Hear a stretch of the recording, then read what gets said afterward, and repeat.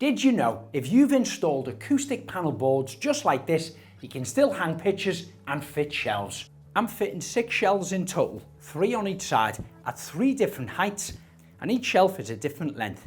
Now the shelves I'm using are floating shelves. They're cheap and cheerful but really effective.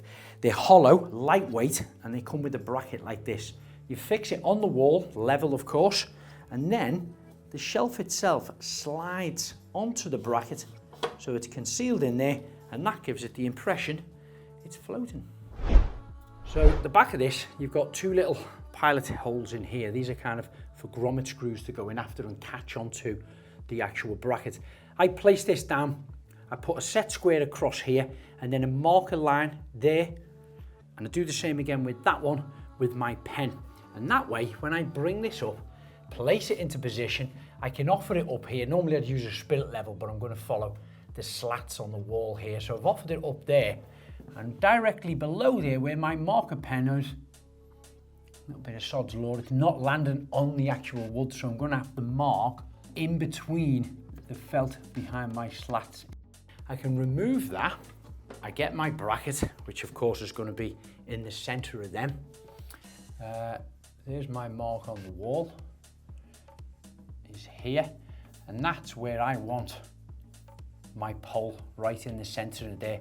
That way when that shelf, the middle size one, is slotted on, hopefully it'll be true to that side. But now the shelf is out the way, I can see where the pilot holes, which are already drilled by the factory in this metal bracket here, I can see where I've got to drive them through and take them into the actual wall. So we start off one with the center one here. So I'm going to put a little mark there. Just put a little mark there and there so I can see it. Before drilling into the wall, use a detector to check if there's any pipes or wires behind the surface. If you're happy that there's not, you can drill your holes. Then drill through your hole using your hammer action drill with a 6mm drill bit. So slide in your 6mm red raw plug. Just give it a gentle little tap. Starting to go in, but of course you can't hammer past the slats. So that gap in between, get yourself a screw, turn it upside down, place the head of it on it, and gently tap like that until the screw is sunken in flush right the way to the felt at the back. So I'm using a 70mm screw. I'm going to start to screw it through the bracket there.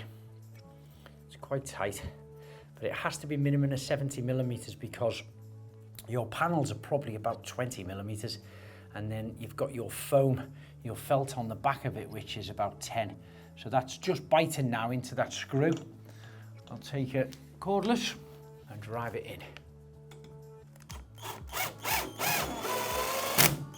It doesn't have to be too tight at the moment because what I want to do is be able to move it like this, and that allows me to mark where the next screws are going to be. So I'll put my spirit level now on the top, level it up, and if I'm happy with that, then I can commit to where the other screws are going to go.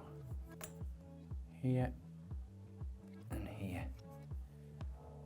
So I'm just going to use a standard drill bit to go through the wood to start with, which is a 4 to 5mm drill bit, which will go through the slats to stop it splitting. Then drill through your hole using your hammer action drill with the 6mm drill bit. Then apply your 4 plugs, push them in the holes. Now these are relatively tight. I'm going to hammer them down flush to start with, but this isn't good enough. We've got to get them plugs behind the wood and into the actual masonry behind. So another little trick, get your screw, place it on the top and hammer. And as you can see, it's only got to go down about 30mm. I've now pushed that red plug through the paneling, through the felt at the back and right into the masonry. Once you know it starts to bite on the masonry, then we take our screwdriver on reverse and we take that out. Because remember, the plug doesn't have to be in the wood itself, it needs to be in the masonry behind it. Then 2 more on the opposite side, which makes it 5 fixings per bracket.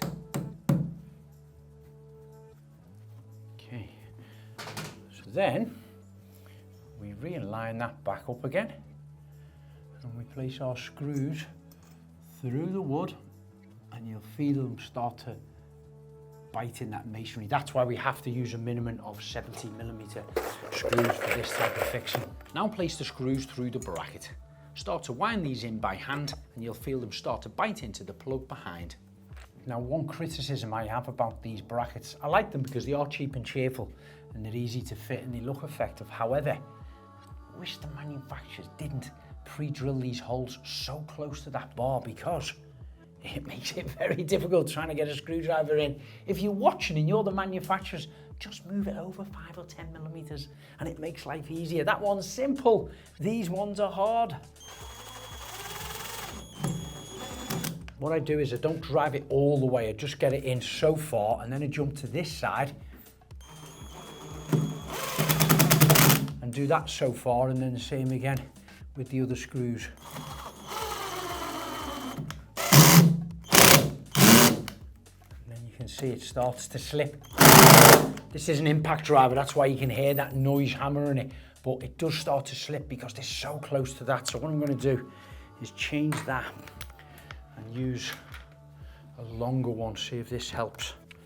I've fitted many of these before and I always have this issue. Here we go. That's got it.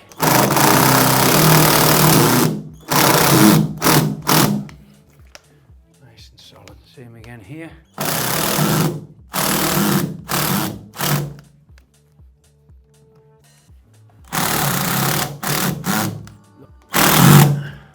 And then we can tighten up our centre one. That was loose from earlier. You can feel that actually pulling its way into the masonry and squashing that foam down the back of it just a little tiny bit. Now that is more or less finished now. One thing I want to point out to you, there's an arrow and I've got it pointing down. The manufacturers recommend point that up.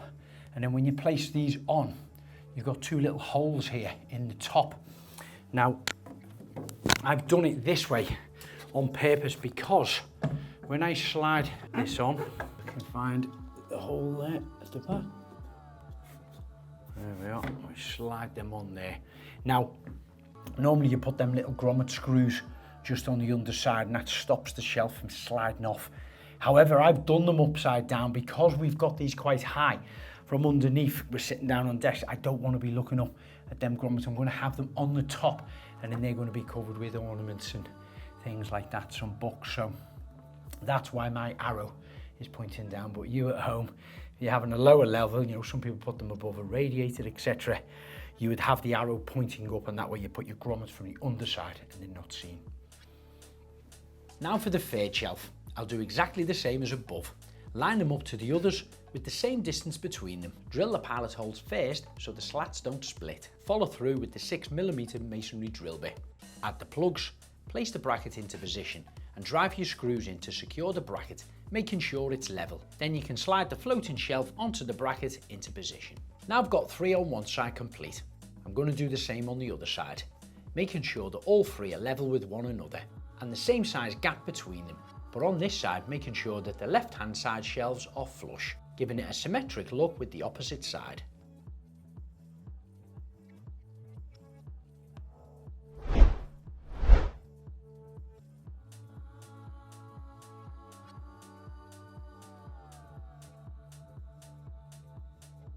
So that's how you fix floating wall shelves to an acoustic panel wall like this. And I'm sure you'll agree, it's certainly the icing on the top of the cake. If you want to watch the video of me installing the actual boards themselves, just follow the link below.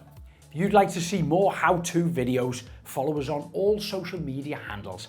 And don't forget to subscribe to the YouTube channel. But if you're just looking for inspiration, check out the website, wallsandfloors.co.uk.